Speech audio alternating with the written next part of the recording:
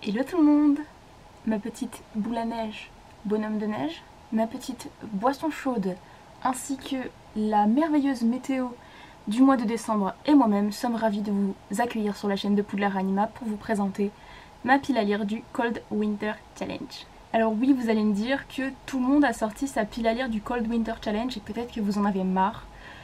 Mais bon, en même temps, ça me tient à cœur de la faire dans le sens où j'aime bien rentrer dans l'hiver et me dire que je me suis préparé une petite pile à lire. En plus, en essayant de faire rentrer les livres dans des catégories. Et que, tant pis si vous en avez déjà vu beaucoup. J'ai l'impression que vous aimez les piles à lire. Donc vous aimez, de toute façon, regarder des piles à lire du Cold Winter Challenge. Je le sais, je le sens. Donc je me suis dit, c'est pas grave, je vais quand même sortir la mienne. En plus, je la sors un petit peu en retard, comme ça, elle n'est pas dans la première vague, on va dire. J'ai pas plus d'explications que ça. Je vous présente ma pile à lire du Cold Winter Challenge. Alors vous allez me demander, mais qu'est-ce que le Cold Winter Challenge? Pour ceux qui ne connaissent pas, le Cold Winter Challenge, c'est un challenge littéraire qui était organisé depuis ces dernières années par Margot Liseuse, mais qui a décidé cette année de passer le flambeau à Laure de la chaîne L'Enluminé. Je vous mets sa chaîne ici.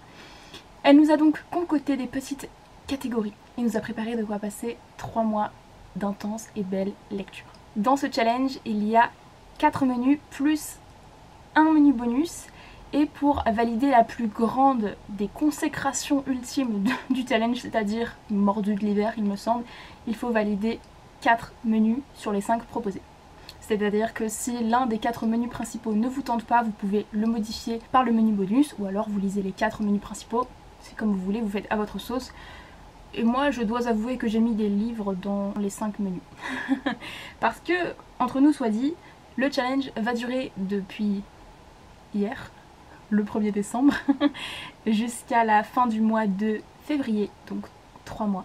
Et 3 mois, entre vous et moi, il y a le temps de lire beaucoup de choses, hein, clairement. Donc je me suis fait une pile à lire qui est somme toute assez conséquente, mais en même temps, je pense que ça peut se lire vite. Donc je pense que je vais lire ça, et plus. Et si j'arrive pas à lire et plus, je serai déçue de moi. Après, il faut aussi considérer qu'il y a quand même 2 livres en VO, des bonnes pavasses. Donc on verra bien. En tout cas, on va pas tergiverser pendant 107 ans, ça fait déjà 3 minutes d'introduction. On va donc partir sur cette petite pile à lire. Encore une fois, je m'excuse pour la lumière électrique complètement dégueulasse, on peut le dire. Il est 15h30, mais il fait moche. Il fait un jour de décembre, quoi.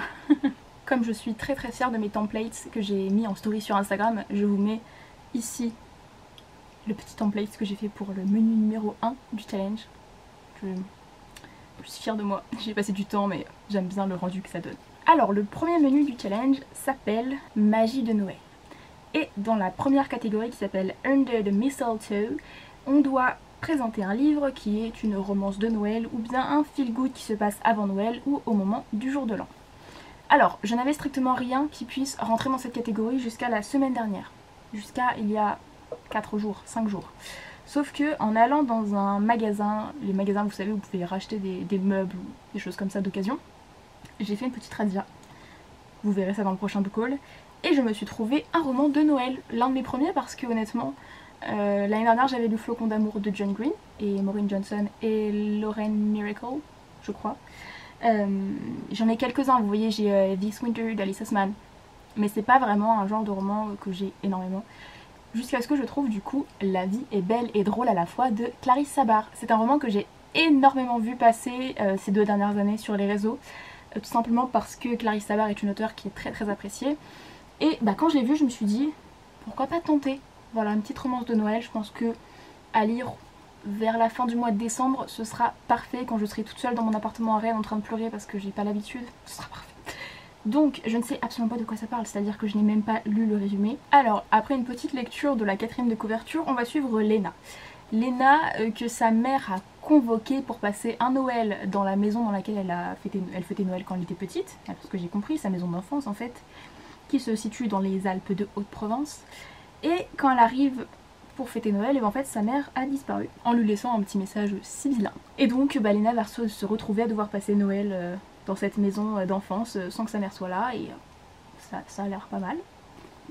J'ai hâte de découvrir ça. J'avoue que je me confronte à une lecture à laquelle je n'ai pas du tout l'habitude, mais pourquoi pas. Voilà, la couverture fait très Noël et je pense que ce sera parfait pour cette catégorie, tout du moins. La deuxième catégorie de ce menu numéro 1 s'appelle raclette.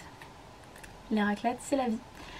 Et du coup, dans cette catégorie, on doit lire un livre qui traite de famille, amis, secrets, ce genre de thématiques, et après quelques réflexions. Parce que je dois quand même dire que cette pile à lire m'a demandé quelques semaines de réflexion.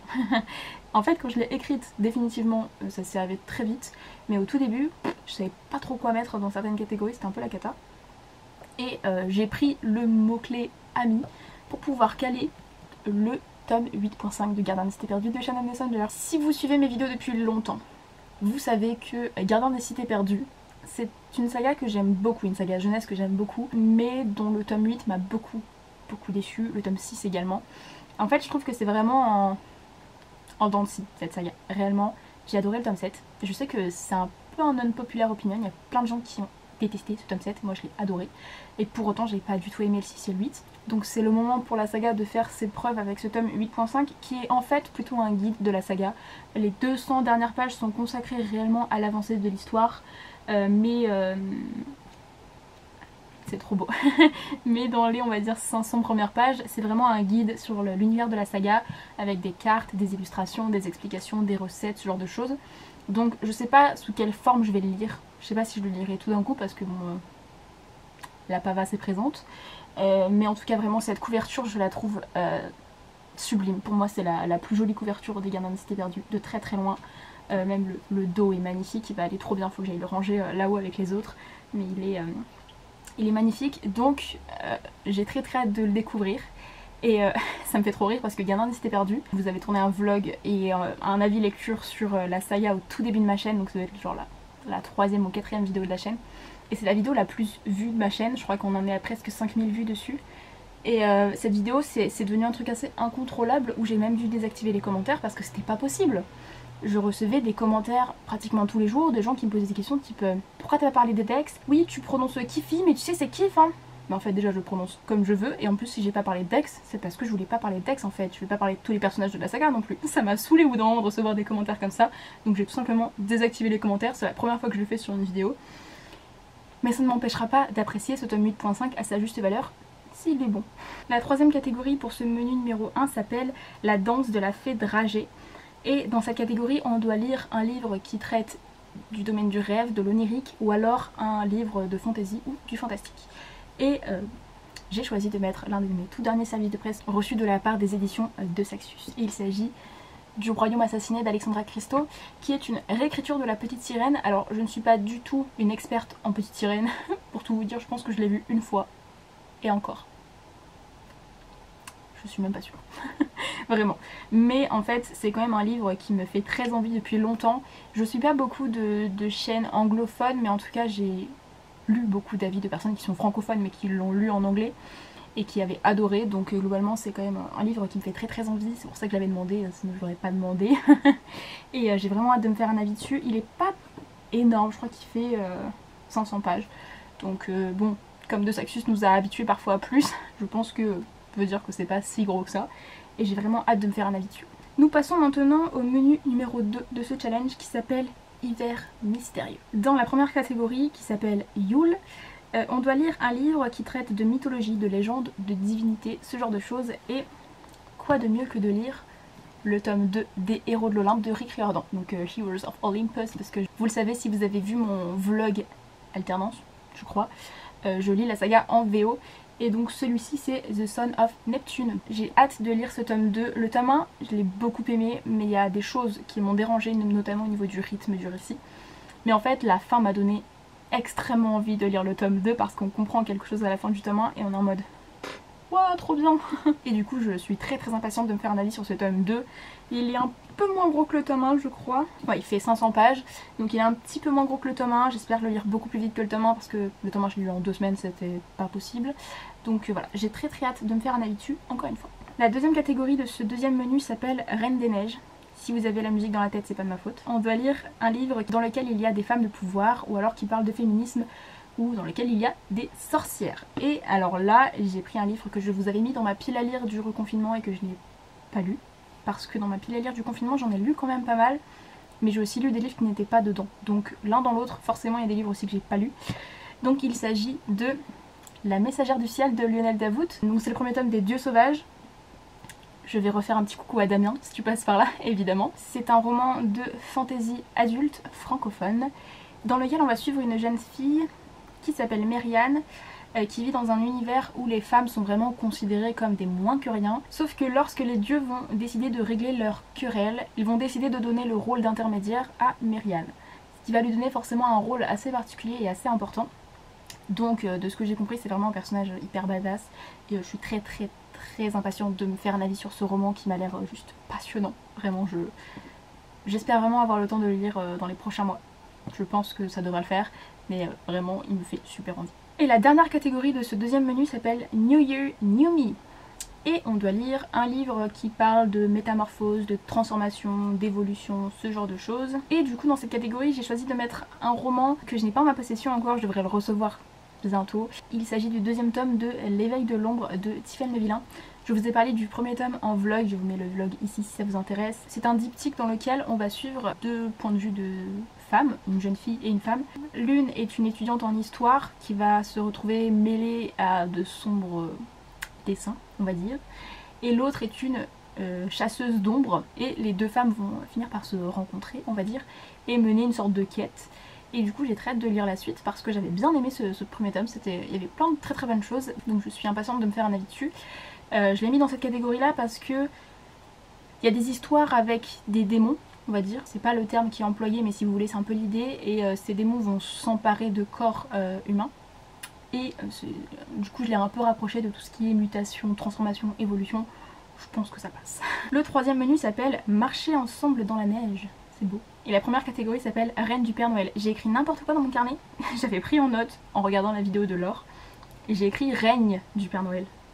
N'importe quoi. Bref, donc les reines du Père Noël, hein, reines avec des cornes, hein, les animaux. Donc Reine du Père Noël, on doit lire un livre qui traite de nature, d'écologie ou bien d'animaux. Et je ne peux pas m'empêcher de mettre le premier tome de La Légende des Quatre de Cassandra O'Donnell, qui est dans ma pile à lire depuis Montreuil 2019, où j'avais pu faire dédicacer mon exemplaire.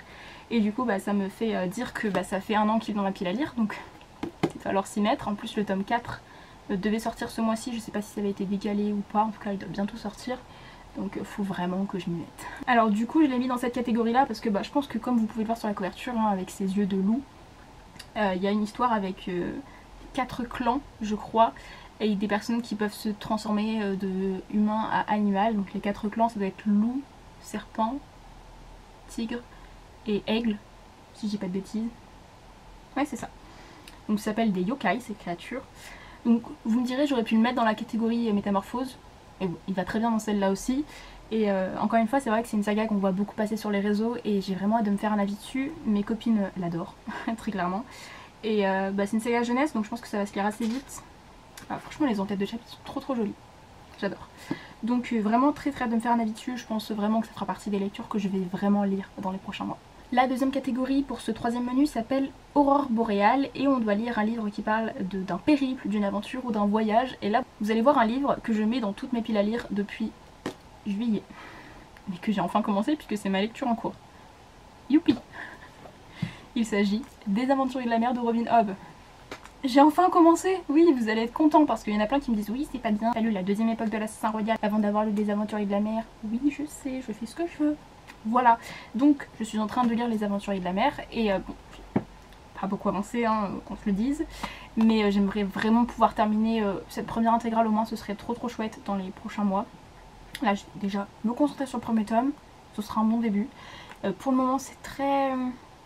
Je trouve que c'est assez exigeant au niveau de la plume, ça me semble plus exigeant que dans l'Assassin Royal, mais en même temps est-ce que c'est plus mon mood du moment qui fait ça? Je sais pas, en tout cas vraiment la plume de Robin Hobb c'est une pépite.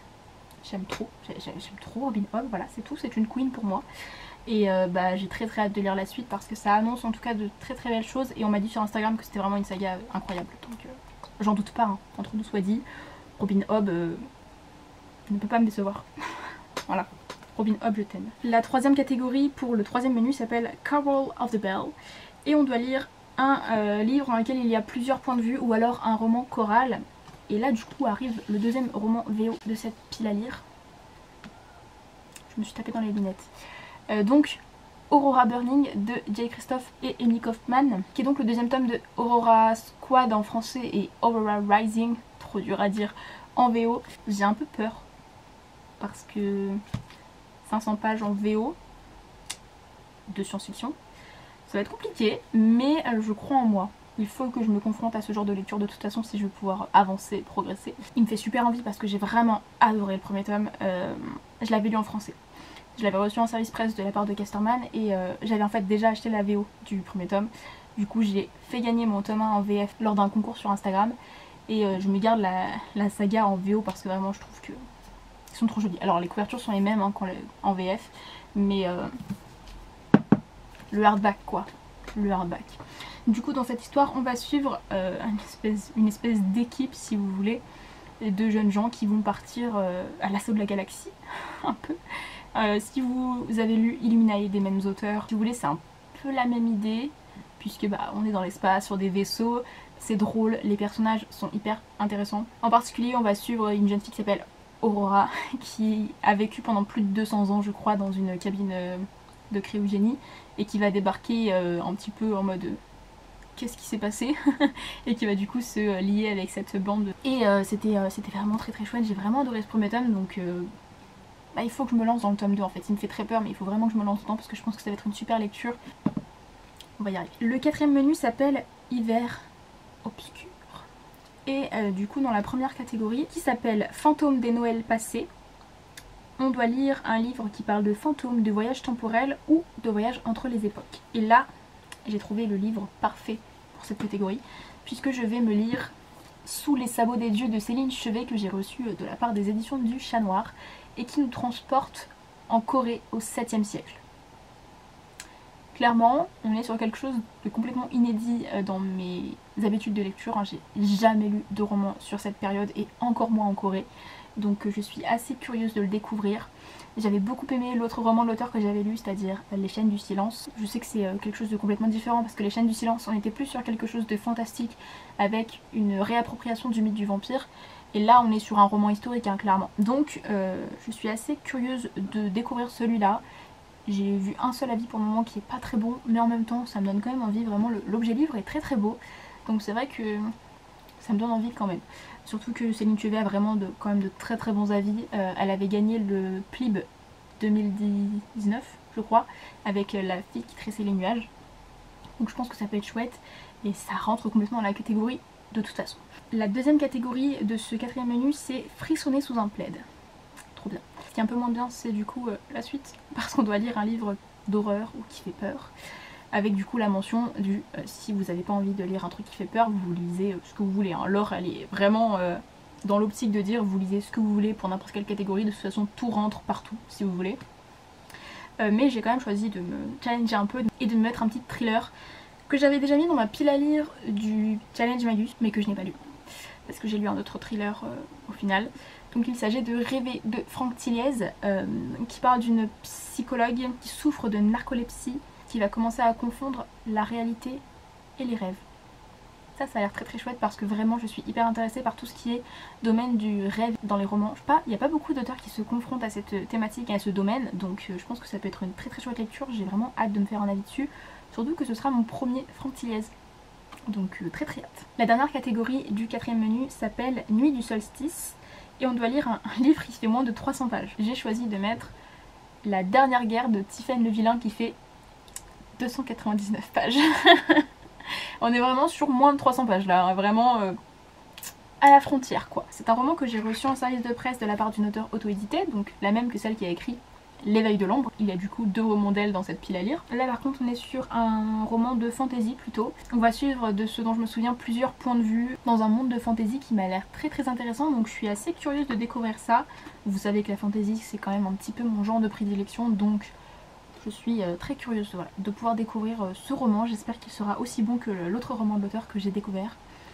Et je vous en reparle très très vite de toute façon. Et enfin on arrive au dernier menu du coup de ce challenge, qui est du coup le menu bonus dont je vais vous parler. Il s'appelle Au chaud devant la cheminée et c'est un peu compliqué parce que sur les 3 catégories, il y en a 2 où je pense que je choisirai sur le coup. La première catégorie s'appelle Grands enfants, donc il faut lire un livre jeunesse. Je pense que pour le coup je me lirai Les Malheurs de Sophie, donc de la comtesse de Ségur. Là j'ai reçu cette édition de la part des éditions Hervé Chopin. Donc c'est une édition illustrée par Fabienne Delacroix. Donc c'est vraiment le classique de base mais illustré et en version hardback. On adore. Il sort le 10 décembre d'ailleurs si ça vous intéresse. Mais franchement il est trop beau. Et Les Malheurs de Sophie, je le connais surtout en fait en dessin animé. Midi les Zouzous, on se souvient. Si toi aussi tu connaissais Midi les Zouzous, mets un petit com parce que c'était ma vie. Doremi magique. Voilà. Et du coup, je pense que je vais me lire celui-là parce qu'un livre jeunesse, comme c'est un service de presse, de toute façon, il faudrait que je le lise. Donc je pense que ça rentrera bien dans la catégorie. Par contre, les deux autres catégories de ce menu bonus, la deuxième, je crois que c'est vitrine de Noël. Il faut lire un graphique sur le thème de l'hiver ou de Noël. J'ai rien. Vraiment, j'y réfléchis, mais il n'y a rien qui me vient. Donc je verrai sur le coup si j'achète quelque chose, on verra. Sinon, tant pis, de toute façon, je vous ai dit qu'il fallait valider 4 menus pour valider le challenge. Donc, c'est pas très grave. Et la dernière catégorie s'appelle chocolat chaud et il faut lire un livre qui vous fait du bien. Là, c'est pareil. Je veux dire, un livre qui fait du bien, c'est plutôt sur le coup qu'il faut décider lequel est-ce, quoi. Donc, on verra bien. Ce menu, c'est un peu le menu bonus, le menu que je rajouterai si jamais il y a peut-être un menu que j'ai raté ou je sais pas.